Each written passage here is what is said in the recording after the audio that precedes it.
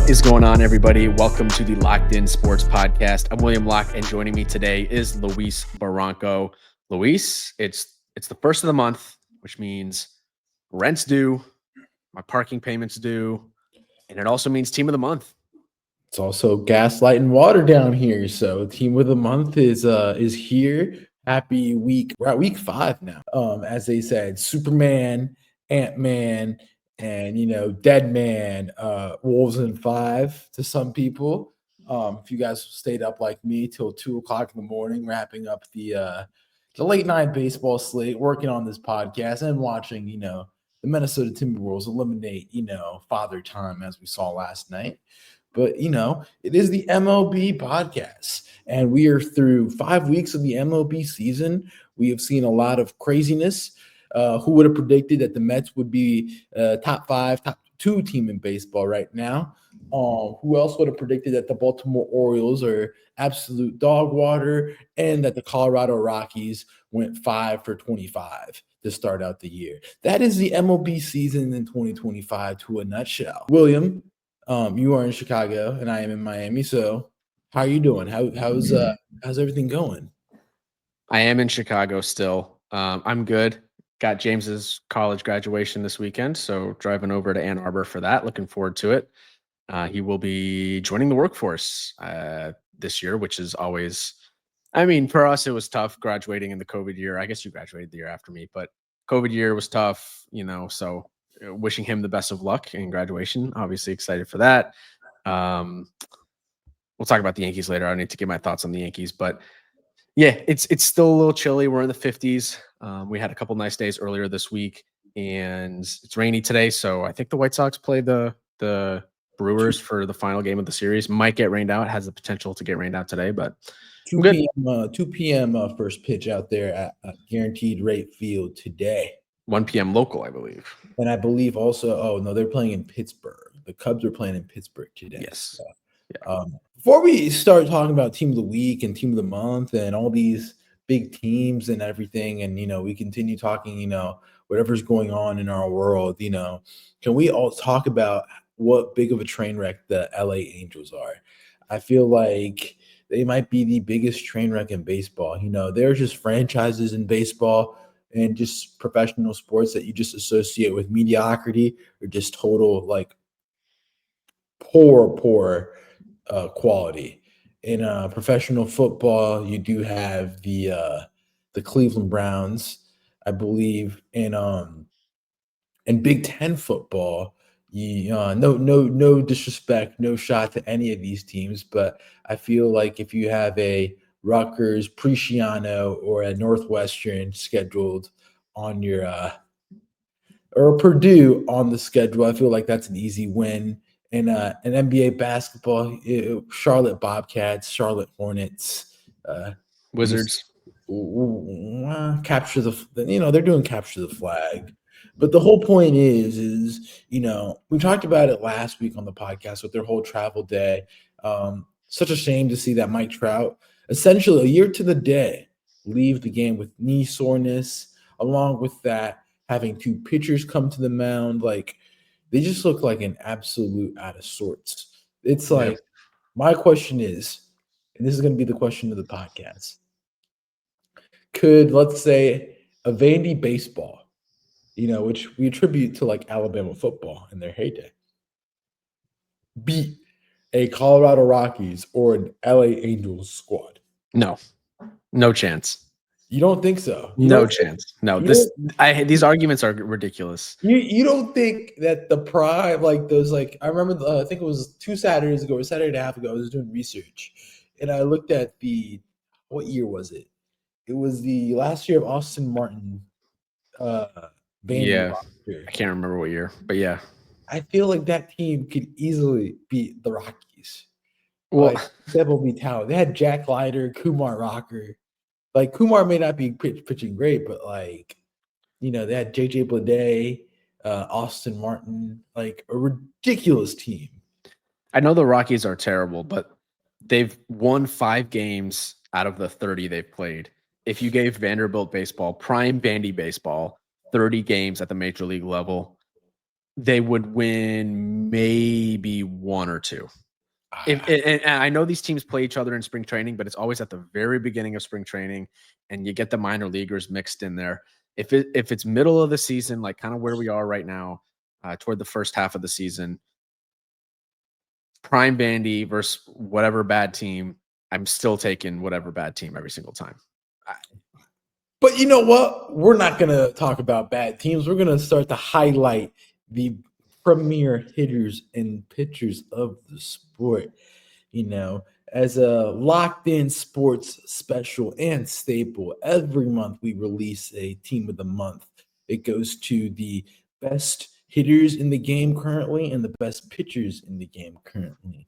And without further ado, this was voted between me and William. William has tiebreaker privileges for this month. The catcher, Cal Raleigh. First baseman. Wait. Let's go through some of the stats. Oh, okay. You got the stats up. William wants to put some numbers, so there's no. Yeah. So let's go back to the catcher. We don't need to go too much in depth, but Cal Raleigh hit 10 home runs on the month.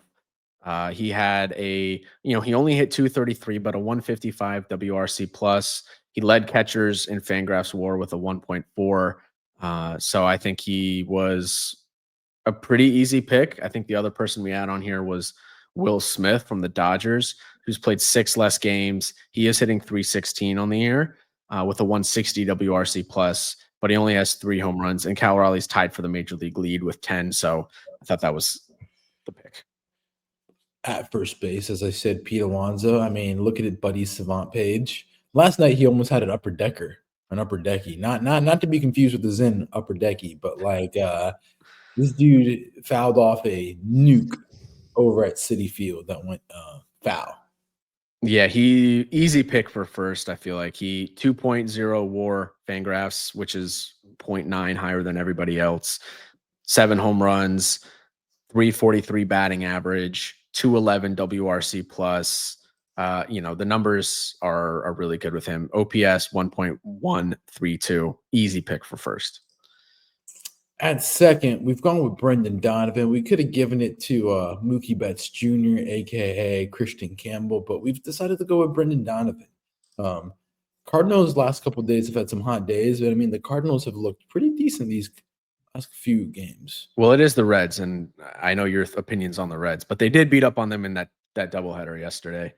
Yeah, Brendan Donovan's hitting 333, 143 WRC plus, 1.2 Fangraph WAR, 3 homers. Campbell's numbers are pretty similar. He's hitting a tick above 300, 4 homers, 2 stolen bases, 156 WRC plus, and a 1.2 Fangraphs WAR. So this one was a toss-up.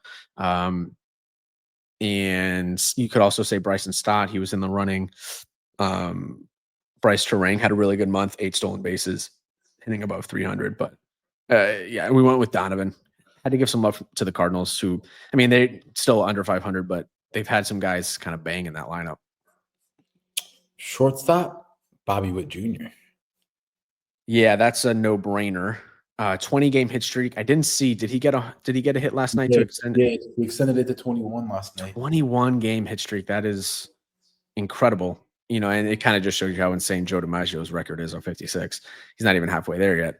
But yeah, he's hitting 322 through the first month, 139 WRC plus, 1.6 Fangraph WAR.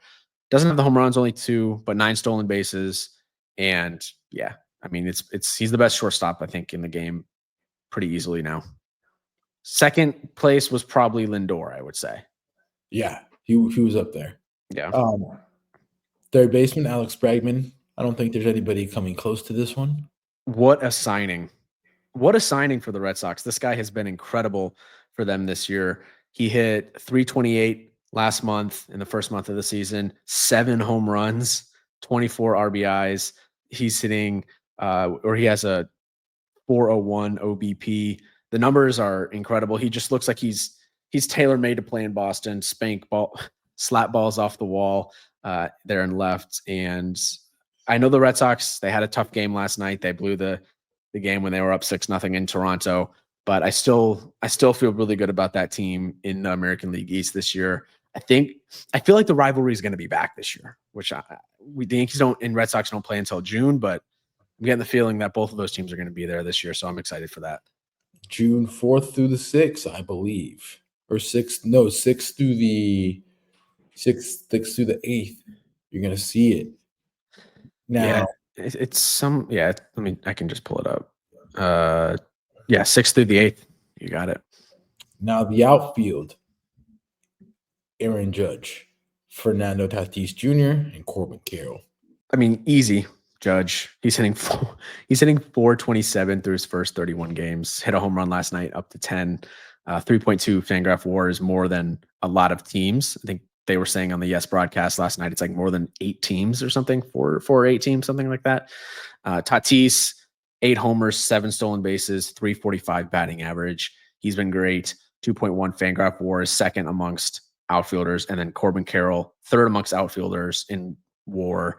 9 homers, 5 stolen bases, 289 average, 163 WRC plus. Nice little renaissance season coming off the kind of, I mean, he finished last year strong, but slow start last year. Really good 2023. Corbin Carroll's back. Some honorable mentions for outfield since it's a loaded position. PCA, he's been really good for the Cubs offensively, defensively. Jung-Hoo Lee, I think it pained both of us not to have him on this team. Wilyer Abreu, Kyle Tucker, Cedric Mullins had a really good month. Andy Pajes kind of figured it out. Wyatt Langford, and then I mean Trent Grisham, it's been great. O'Neal Cruz hit a lot of home runs. James Wood hit a lot of home runs. So there's a lot of good outfield production this year. Stephen Kwan. Steven hit the Kwan, yeah. And now to wrap up the positional players, DH Pavin Smith and utility Tommy Edman.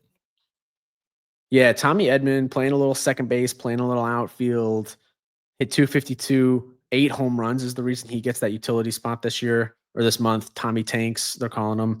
He just hurt his ankle and he's day to day. He was out of the lineup last night. So that's something to watch there. And then Pavin Smith for the D-backs, kind of a like out of nowhere season, 342 batting average through 28 games, 4 home runs, and a 201 WRC plus and a 1.1 Fangraphs WAR. So he's been really good for Arizona. They lost Jock Peterson, obviously, who Jock Peterson had like an 0 for 41 streak for the Rangers. And then, yeah, I mean, Pavin Smith has filled in really nicely. Starting pitchers, Paul Skeens, Yoshinobu Yamamoto, Tyler Mahle, Hunter Brown, and Max Fried. Yeah, Skeens, 2.39 ERA, leads pitchers in WAR. Hunter Brown, really good for Houston, 1.22 ERA. Talked a lot about Yamamoto. The start against Pittsburgh was okay, but he's still got a 1.06 ERA. The splitter is disgusting. Max Fried has been the Yankees' best pitcher this year, 1.19 ERA. And then Tyler Mahle has been really good for Texas, obviously getting in here. He's got a 1.14 ERA, 0.9 Fangraph WAR in 6 starts.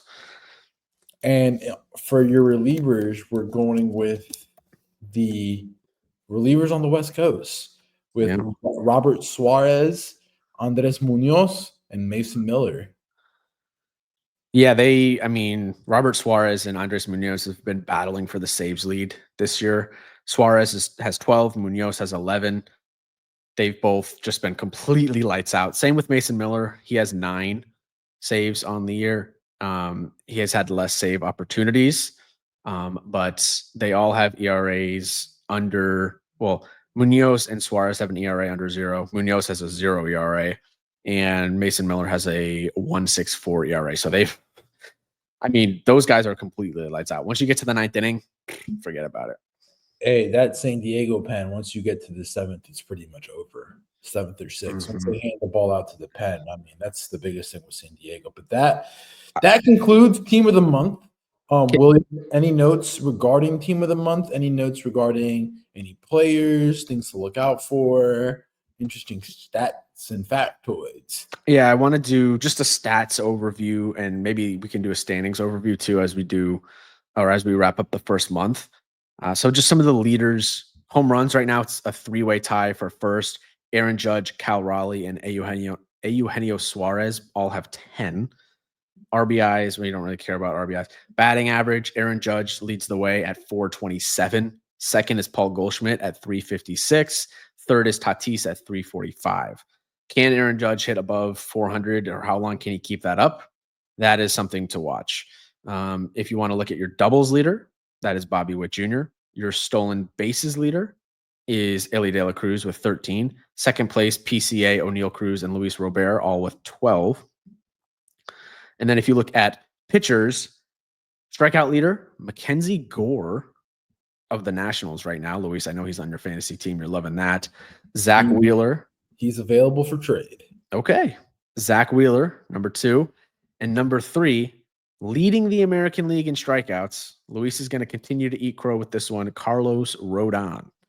Like you said over text the other day, my Carlos Rodon drafts are catching cobwebs. ERA leader is Yamamoto, 1.06. Tyler Mahle, number 2, 1.14. And number 3, Max Fried, 1.19. The only person in the top 5 that was not in our team of the month was Jesus Luzardo, who had a really good month, 1.73 ERA. Who was linked with the Cubs. He did. I saw that. They had discussions and they fell through. And then basically the next day or something, the Phillies swooped in and traded for him. So, and they didn't really give up that much for Luzardo. Standings real quick. First place, American League East, Yankees. They're a game and a half up on Boston. Then it goes then it goes Tampa Bay, Toronto, and Baltimore, all of which are under 500. AL Central, first place and the best record in the American League. Detroit Tigers, 19-12, game and a half above Cleveland. Then it goes Kansas City, who's 3 back. They've been playing well of late. Minnesota and Chicago, dead last. AL West, you got the Mariners in first, 18-12, 2 games ahead of Houston, 2.5 ahead of Oakland, or the Athletics, Texas, and then the Angels are in dead last there. The Mets tie the Dodgers with the best record for the first month of the season. They're in first, 21-10, lost their second home game of the year last night. They're 3.5 above Philly, who's been hot, 4 straight wins for Philly. Atlanta, 14-16, and then Washington and Miami, kind of exactly how we predicted that, or at least I predicted that division to go so far. Central National League, Cubs, 18-13, first place. They are 2 games above the Reds and the Brewers. Then you have the Cardinals and the Pirates, pretty much how we both predicted that division. And then the West, NL West has been the best division in the sport. You have the 21-10 Dodgers in first place, game and a half above the 19-11 Padres.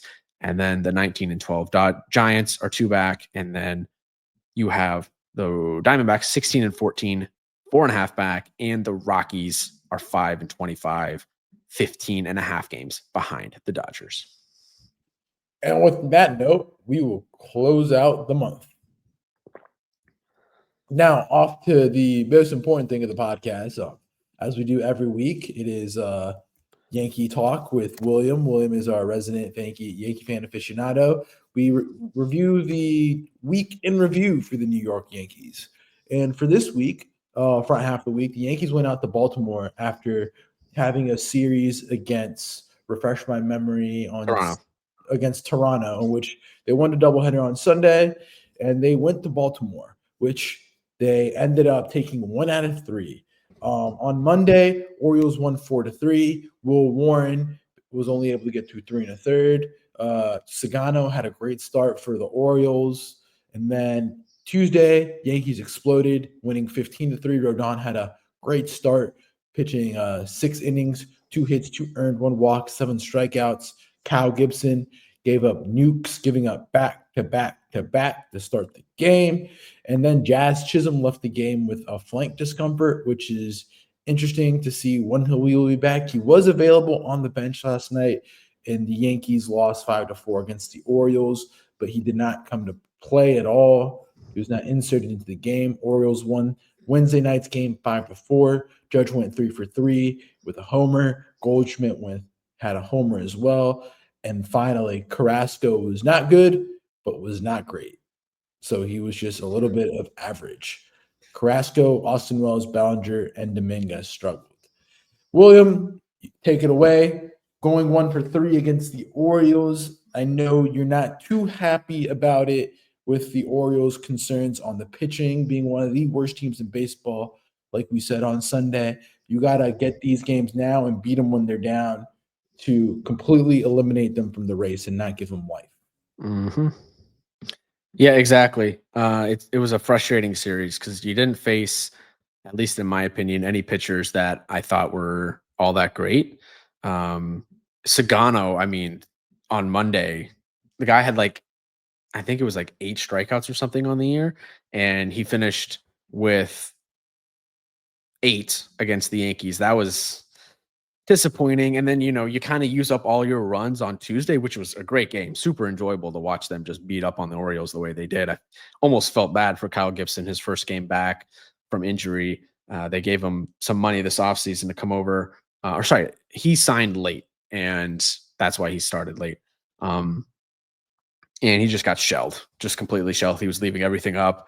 Back to back to back home runs to start the game for the second time this year. It's the first time in MLB history a team has done that twice in 1 year. That was really cool. I thought Devin Williams coming in the 8th on Monday was interesting. He did pretty well, had a clean inning. Came in yesterday as well, had a clean inning. Had a walk, but did get out of it unscathed. It wasn't great, in my opinion, last night. I actually got to sit down and watch it, and I don't think it was great. You don't think he got out of the inning unscathed? Yeah, I mean, fastball command was a little bit leaving a lot to be desired. And again, we're on the boat with fastball command and changeup where, if he's not commanding the fastball, the changeup, you can just let it go for a ball. So yeah, and he did face 3 batters. First pitch strikes, only had 1 of them.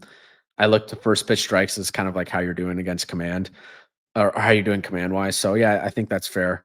The Yankees have struggled a bit against lefties this year, so they didn't do much against Cade Povich on Wednesday. And Judge is incredible. Like, that's a storyline. I think the Jazz thing is interesting. Like, you're running out Pablo Arraez. I know you want to talk about Jasson Dominguez. I just feel like the biggest thing you just brought up a big point right there about the left-handed pitch facing against left-handers. I mean, I felt like last night's game, we're not going to put it in the column of winnable games of the 6 tally. We're already at 6, but I felt like last night was very winnable in the sense that, if Dominguez gets a hit, if Austin Wells is able to get on base, like Cody Bellinger doesn't decide to swing at a ball, that was probably one of the worst ABs I've seen this year. Just swinging at a ball, 2 strike count. I think it was 3 balls or 2 balls. He's swinging all the way up. What's the point? Really, why? Coming in cold. But still, you auto took the first 2 pitches auto took the first 2. Man, you just got to do better. And I mean, Dominguez against left-handers, Austin Wells against left-handers just consistently struggle. And, Michael Kay, again, made the big point last night that, the Yankees metrics look great against left-handers, but most of that is because of 2 players in the lineup, Aaron Judge and Paul Goldschmidt. When you look at Ben Rice, Wells, and Dominguez, they're just not good against lefties. Yeah, Dominguez's numbers against lefties, 86 batting average, no homers, only 3 hits against lefties this year. I think he needs to drop the right-handed hitting and just go lefty. It's one of those things. He has so much going on. The Yankees play him some games, rest him some games. He plays, left field, but then gets pulled halfway through the game. There's no consistency, and he's trying to work through 2 different stances and practice both of those. He's just kind of got a lot going on, and I feel like he needs more consistency in his routine. Obviously, it's not his decision on when he's going to play, but I think, maybe a consistent run out would be good for him. I don't think I'm not ready to give up on him.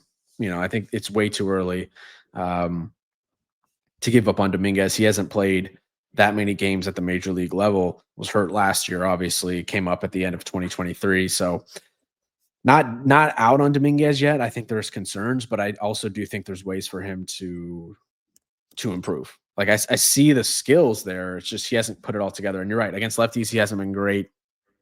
The only guys that have done well against lefties, Goldschmidt, Judge, and actually Anthony Volpe's been really good against lefties, and Bellinger too.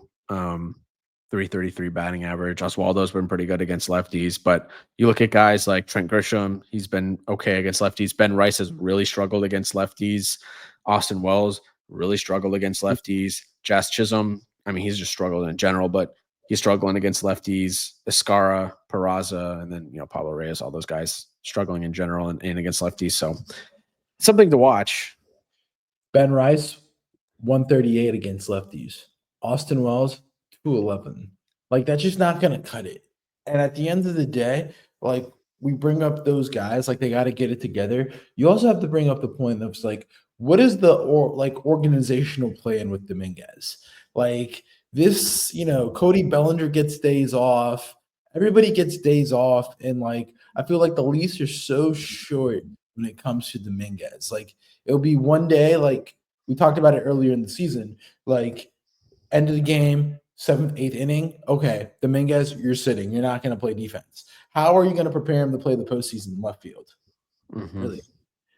Like, how are you going to get him ready to play these big games? And I honestly don't know. And like, my question to you is, what is this organizational plan? Like, he's played. Wow. This is that I didn't realize it was this few. Only 52 major league games.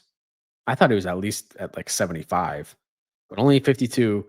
It's way too early to give up on the guy. What is the plan? I have no idea, because I think our best outfield is Judge in right, Grisham in center, and Bellinger in left. I don't think he's part of our best lineup.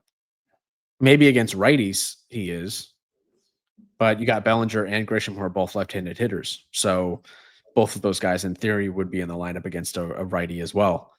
I have no idea what the plan is. It's a short lease.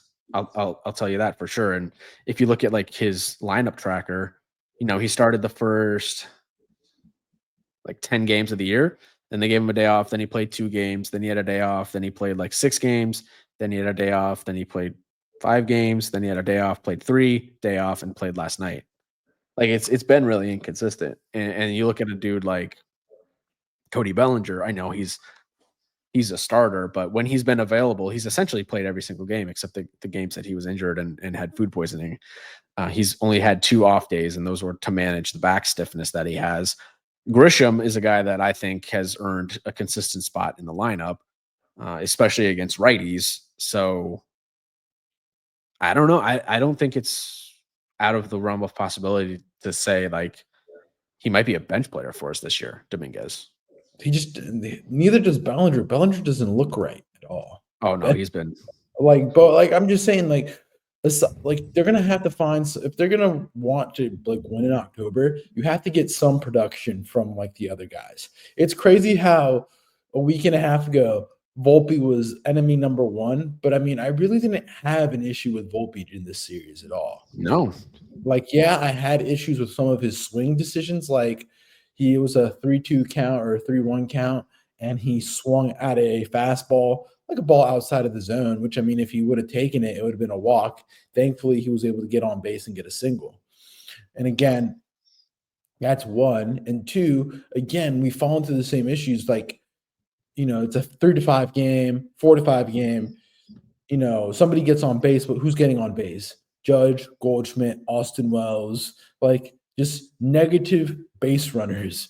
And in a league where you have to manufacture runs, like, man, do the Yankees like not have any base running? I'll beat that drum so hard, because if you look at the Dodgers, Shohei steals bases, Mookie can steal bases, Andy Pages is stealing bases. Like, everybody on the Dodgers, aside from Muncy, Will Smith, and Freddie Freeman, are decent enough base runners to put some pressure on the base pass. Yankees, you can only say that probably only with Volpe and Jazz, if Jazz can touch a base.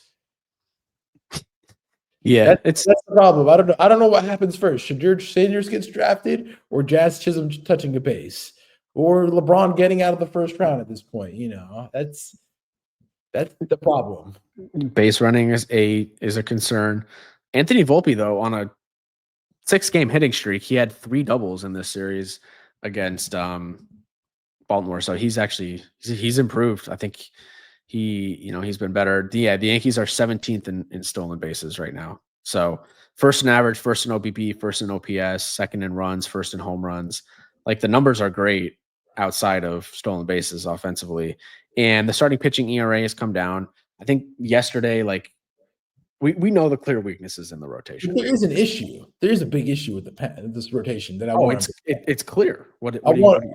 I want to bring it up. I mean, and this is brought up. I'm not gonna I'm gonna give credit to Yankees fan Earl on Twitter. He brought it up. Like it's organizational malpractice to put Will Warren and Cookie Carrasco like near each other or like close to like back-to-back starts in the rotation. Because like he says, if you're using one day, you're guaranteed to be using the pen up a lot. And especially in this series where Monday you had Warren go for the Monday, and then you had Carrasco who only got to like 60 pitches last night, 65. Like they used Tim Hill, Fernando Cruz, Mark Leiter Jr., Devin Williams were all used. Out of those 4 guys, you would say that 3 of them factor into being your high leverage, high situational guys. Like they need to find something because he was not walking through that door till June if everything goes well. Marcus Stroman doesn't look like he's going to be back at all. Mm-hmm. And Garrett Cole is done for. So who's left to come back? Like at this point, It's literally just heel, and then you have to look externally, or do you just ride with Will Warren and Carlos Carrasco as the 5? You can't because then you look at the pen, and then you have the issue with the pen where it's like, okay, you run. Let's say Peel comes back. Okay, you probably DFA Arraez, I think Matzik, or you DFA Hamilton. Unfortunately, it's going to have to be Hamilton if you're going righty, right? Because you just DFA Yoendris Gomez, who just went to LA. Yeah, he got pinated. Yeah, but that's what I'm saying. Is you're going to have to DFA Hamilton. Who's I think we have 3 lefties in the pen right now. I think it would be Matzik or Yarbrough. I don't think you're DFAing Ian Hamilton. I think you DFA Matzik or you DFA Cookie at this point. Yeah, I agreed. Okay, so my whole thing is like when you have these Will Warren starts, you're gonna use the pen up so much that like for a series, it's just not sustainable. Like Yarborough will give you some relief for like 2 to 3 innings, but then you're gonna have to find a way to get 3 times 3, 9 outs. Yarbrough gets you through 2. I would say Warren gets you through 2 turns around the lineup. Yarbrough gets you 1, and you're gonna have to get 9 more outs. Yeah, I think we're at a point where you feel really good about Fried and Rodon starts. I think Rodon's earned that trust. Now, Rodon's next start is against San Diego, a little bit stiffer competition. And I saw a report that Jackson Merrill might be back for that series. So it's going to be a tough start for him Monday night against San Diego. But either way, you feel good about Fried and Rodon right now. Those guys got to stay healthy, got to keep pitching well for us. And then you get to Clark Schmidt. Clark Schmidt? I'm telling you, Clark Schmidt's going to be the savior this season. I think he's hopefully gets it going, but he's kind of a swing guy, can go either way. And then it's Carrasco and Will Warren, where it's just like, ooh, you feel like you're really gonna need, like, you feel great if those guys get you through 2 times through the lineup. You got to find something externally, another pitcher cheap on the external, because you cannot live for the rest of the season with Will Warren and Cookie Carrasco. You will continue to lose series because of that. Not because that they're bad pitchers, but just like the strain that it puts on the bullpen, and you're not going to be able to withstand the rigor of 162. If we're looking at a Yankees wish list and Christmas was tomorrow or Hanukkah was tomorrow, the list goes like this. Cheap starting pitcher, not a rental, 1. right-handed third baseman, probably is the third one, and right-handed, which goes into the right-handed bat, and then another lefty reliever. Those are your three. And I think the two that get done are the pitching ones. Yeah, I have a feeling they're just not gonna do something at third base because Oswaldo's been serviceable. Yeah, I just don't think it's just like monetarily when you look at the trade-offs of the people that they're looking at third base, I don't think it's going to happen. So I just feel like getting a swing fifth starter, maybe like an Eric Fetty. I know that's been a guy really hot on Yankee social media. Eric Fetty and maybe, I don't know, a lefty reliever on the cheap.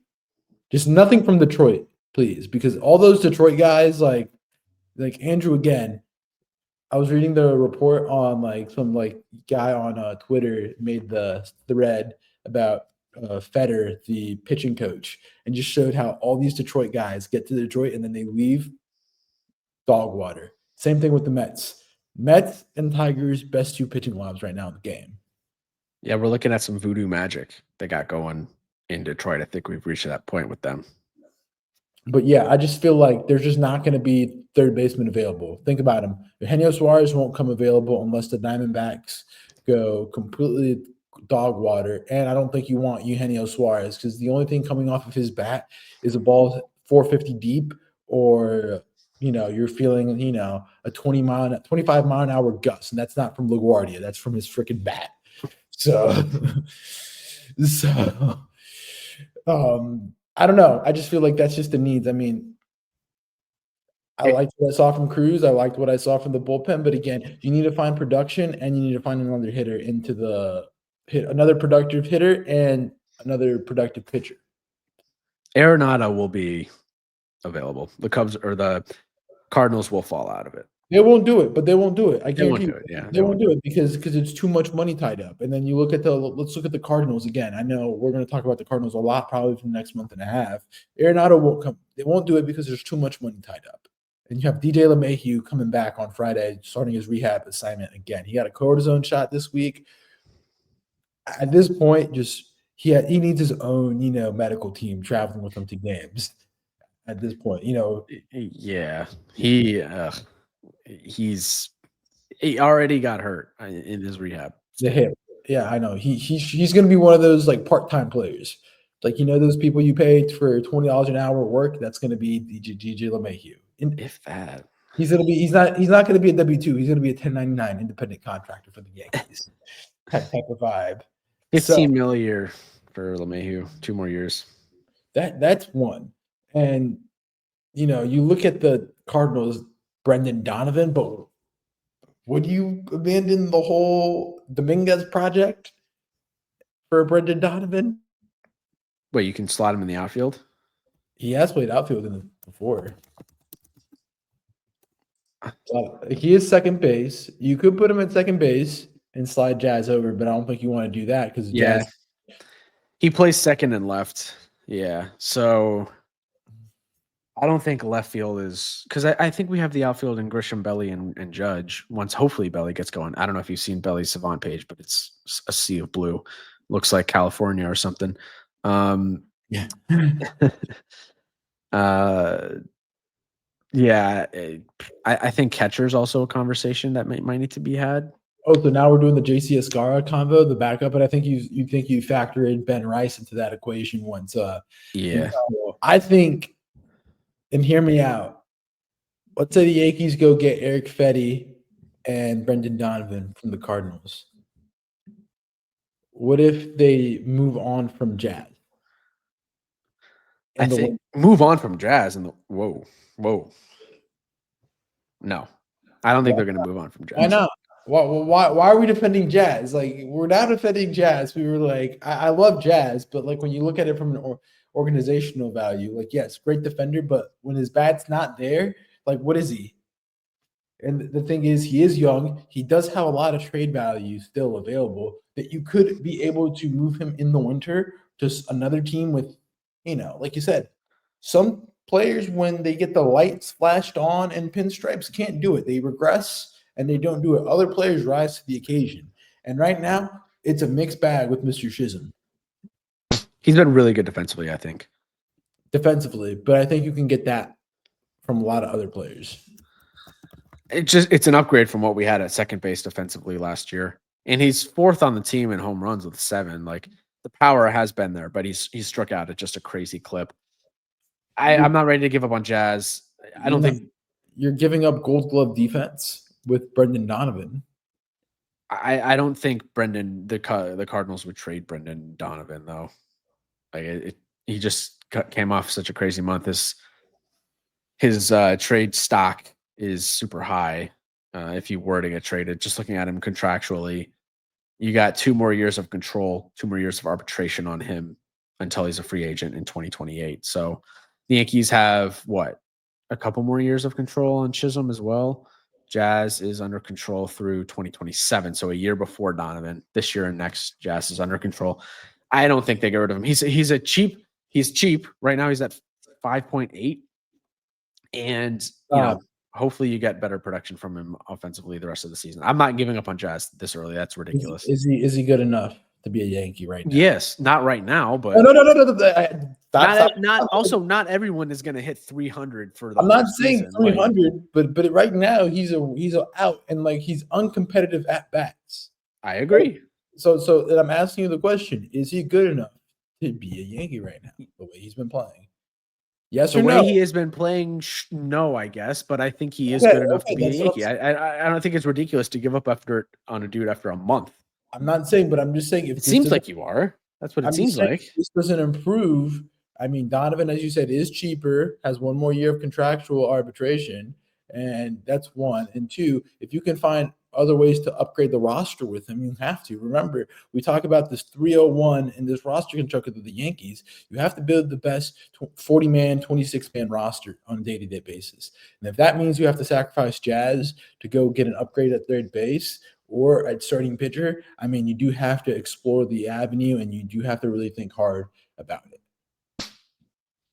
They won't. I think maybe this injury is a good thing for him. Give him a few days off, give him some time to maybe, I don't know, analyze his swing, make some adjustments. I know he's hurt, but you can still do some light work, just take some time off. I think it might be good for him. I'm just saying, because the way the trade market is, these arms are going to be sky high. Like Sandy Alcantara, keep him away from any contending team with the 10-foot pole. I don't think anybody's going to want to trade for the guy right now.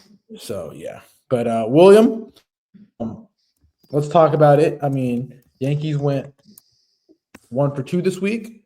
They faced Tampa at home this weekend. After that, they get the Padres, which we'll review that series on Monday morning again. Grade out the 0.5 week for the Yankees.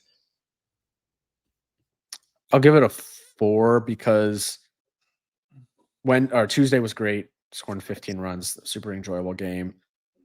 You felt like you could have won Monday or Wednesday, and they really just didn't come in situationally. Like 1 for 6 with runners in scoring position last night was frustrating.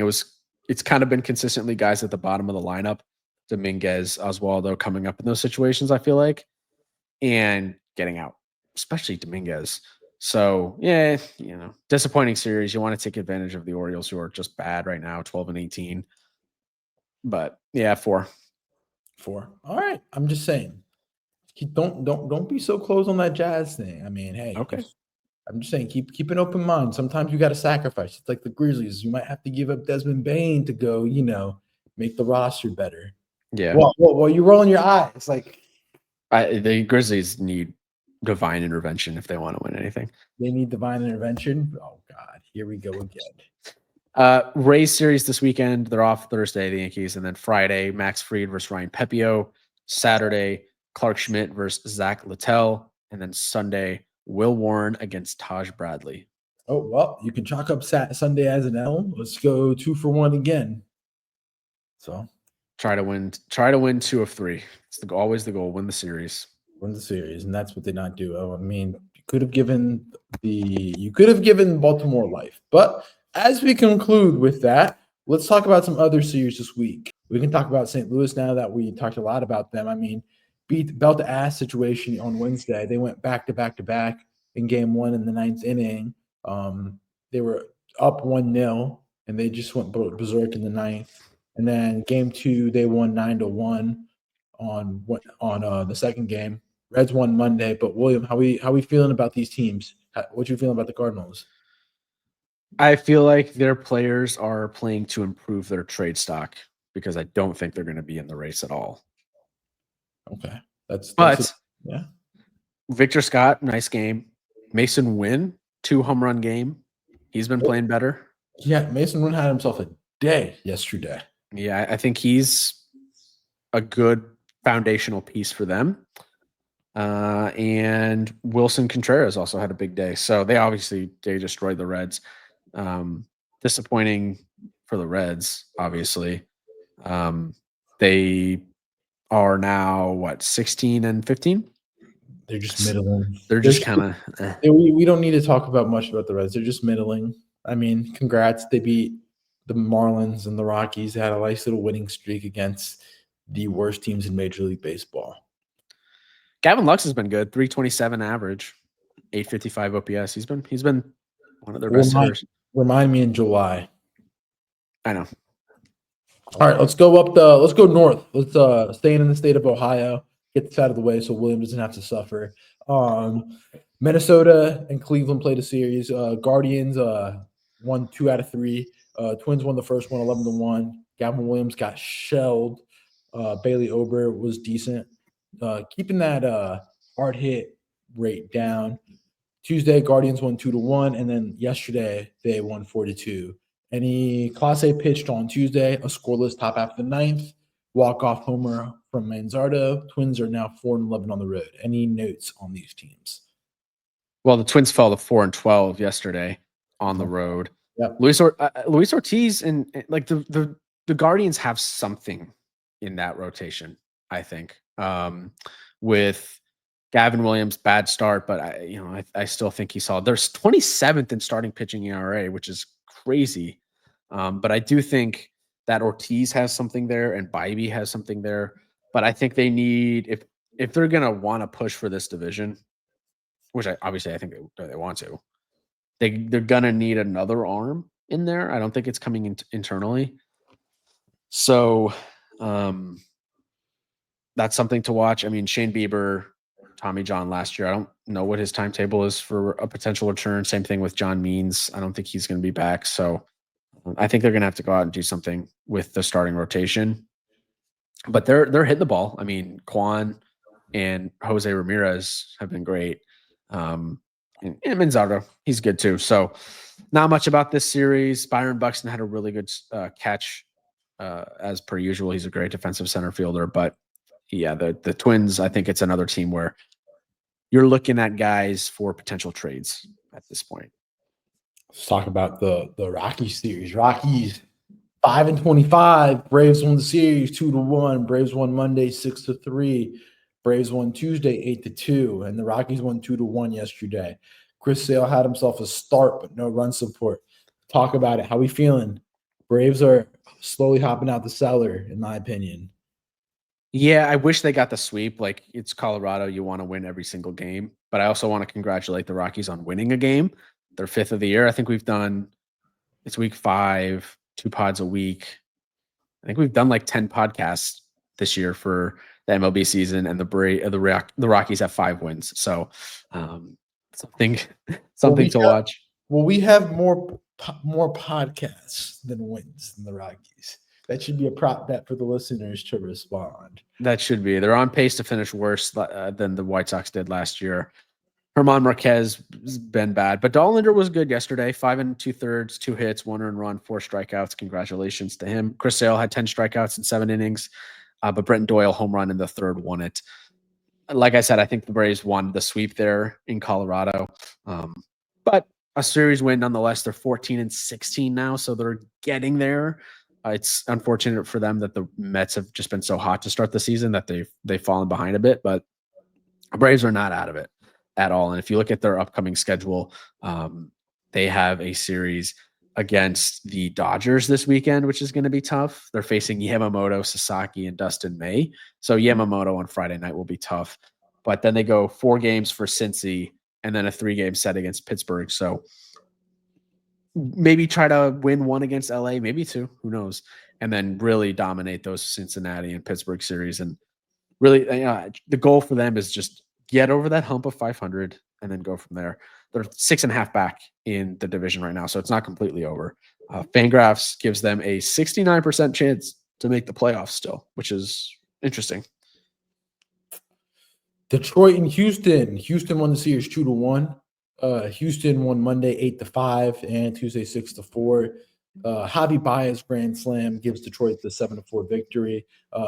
Detroit really came apart on Tuesday. I mean, Reese Olson tried to get through that sixth inning, but just couldn't get enough outs, and they kind of Astros blew it open. But I mean, tough series loss for the Tigers when you were in complete control of Tuesday night's game. Yeah, we talked a lot about the Tigers. Kerry Carpenter homered, on Tuesday. Baez, I think, has been kind of a revelation for them. Didn't expect him to just give us this production and be so willing to play outfield this year. So, Tigers lost the series, but they're still in first place. I think the Astros are interesting. 16-14 on the year, 2 games back of the division. Like Mariners, Astros, A's, and Rangers, I could see any 4 of those teams winning the division. And obviously the Astros, they've been better. They've been close to 500 for a lot of the season. They had the first 20-something games where it was literally win, loss, win, loss, win, loss. But I think they'll be there in that division. I don't think anyone's going to pull away. I know Seattle's had some guys be hot this year to start the season.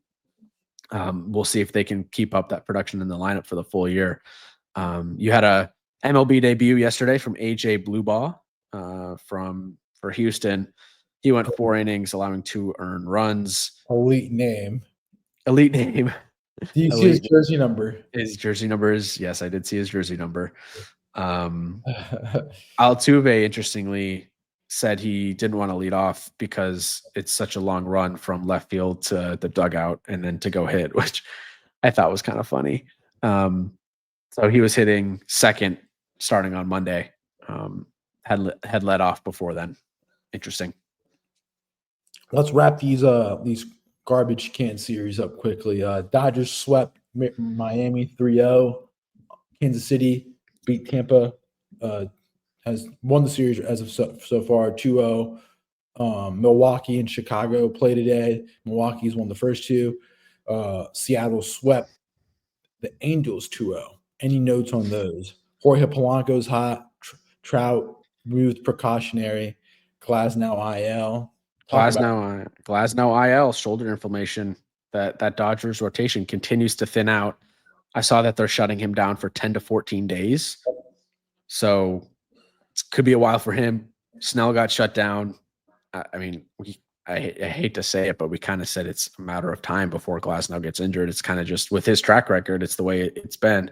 I don't know what for as much talent as the Dodgers have, something's up with that pitching lab because those guys just get hurt like no other team. Bobby Miller, River Ryan, Bobby Miller, Bobby Miller just stinks. How about any notes on the other series? Yeah, I have a couple more on the Dodgers. Sandy, we mentioned that earlier, but 8.31 ERA on the season. He kind of just, I don't know. He's not been good coming off Tommy John. Max Muncy hit his first home run of the year yesterday. And then Tony Gonsolin returned, first start since August of 2023. 6 innings pitched, 6 hits, 3 earned runs, and 9 strikeouts with 0 walks. He was pretty solid.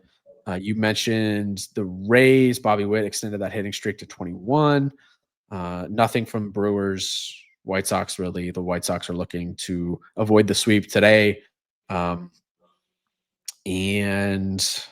was there another series you mentioned? Angels, Mariners. Jorge Polanco is on fire. Go look at his Savant page. Woo.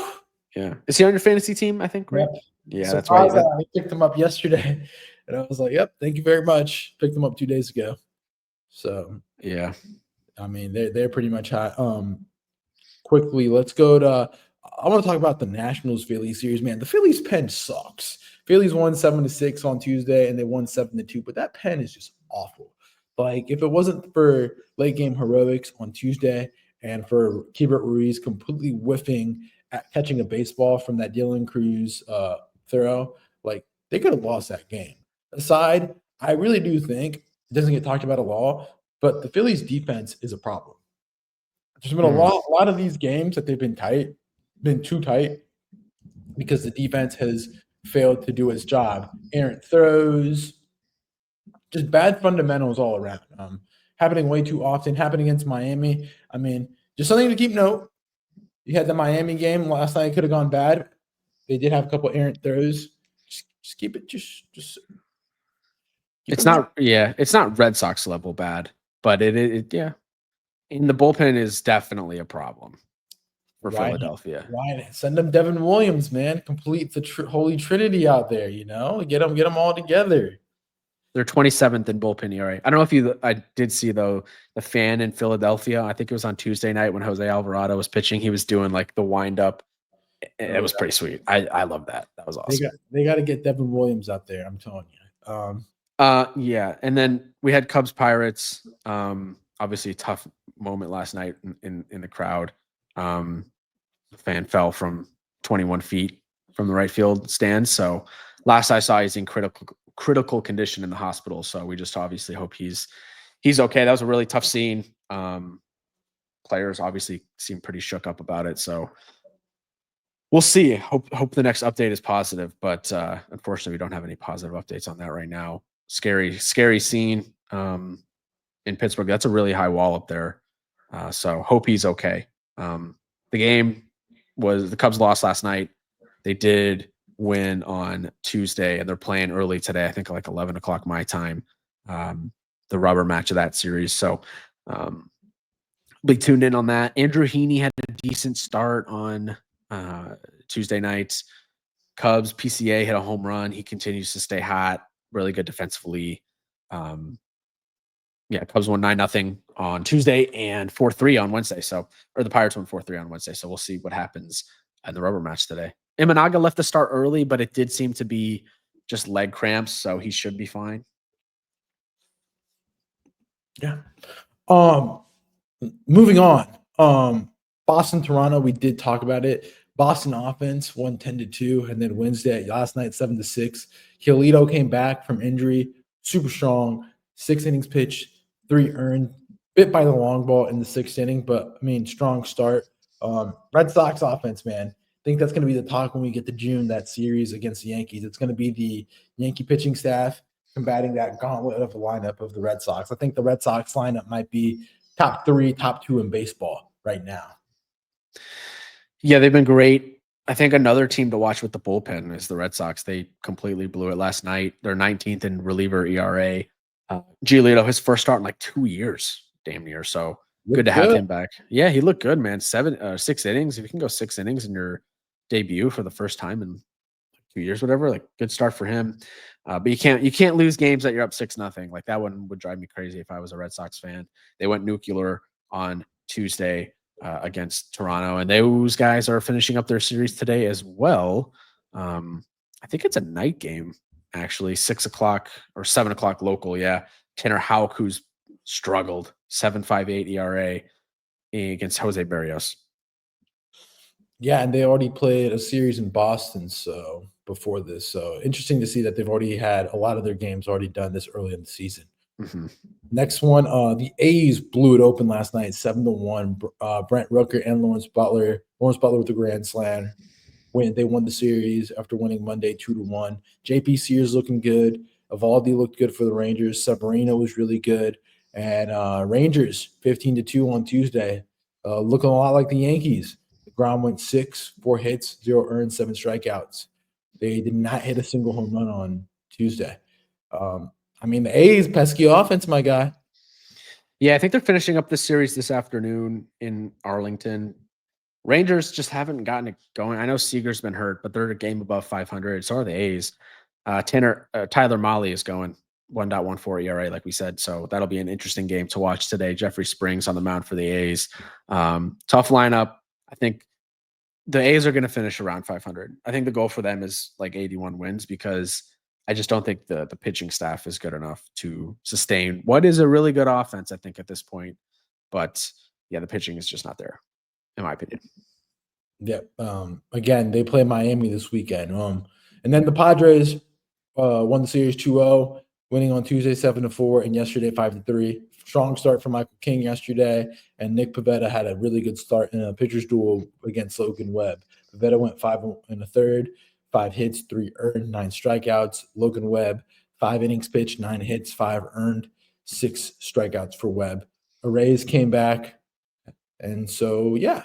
I mean, the only thing about the Padres is that they're playing Xander Bogaerts to be a replacement level player at this point. Yeah, that's crazy. He did go 2-4, but he's struggled. He has struggled. They're in Pittsburgh this weekend. But I think the story with them is getting guys healthy. They need Cronenworth back. They need Merrill back, because when those guys are healthy, they can bang. Getting Arraez back was huge. We saw it winning those 2 games against San Francisco. Machado plays obviously really good defensively. He had a really nice play going to his left last night, threw it to second from his ass to get the guy out at second, get the force out there. But the pen, I mean, Jason Adam gave up his first home run of the season yesterday, and he pitches a lot. He's their 8th inning guy. Jeremiah Estrada, Adrian Morejon, Yuki Matsui, Wandy Peralta.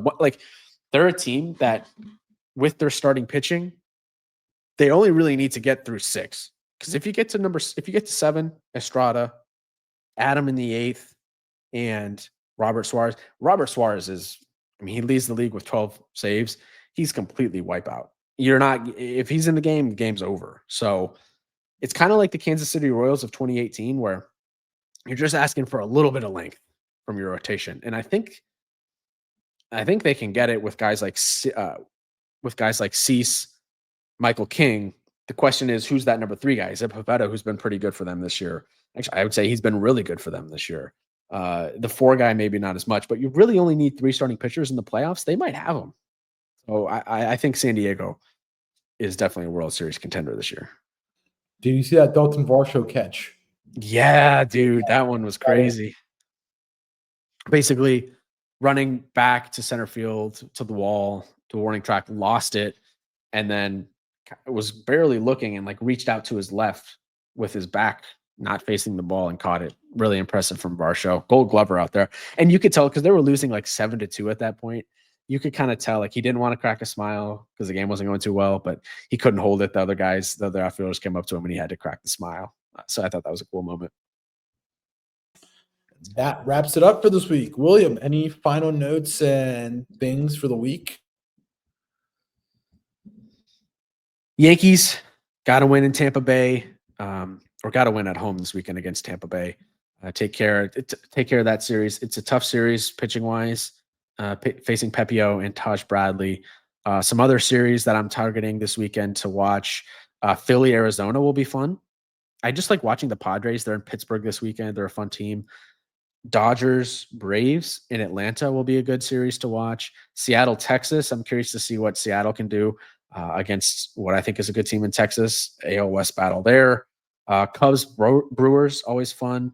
And yeah, I think those are the main ones. The Astros are here in Chicago playing the White Sox, but I'll be out of town. So, yeah. Well, that's the week 5 in baseball. Any, congratulations. Week 5.5 coming soon. Sunday, Monday, figure it out. Probably we'll figure it out. Maybe Sunday night or Monday morning, but good podcast as always, Luis. Thanks for joining. Hope you guys enjoyed. We'll be posting our team of the month to our Instagram page, so give us a follow there, Locked In Sports Pod. And until our next episode, we'll catch you guys next time. Peace out.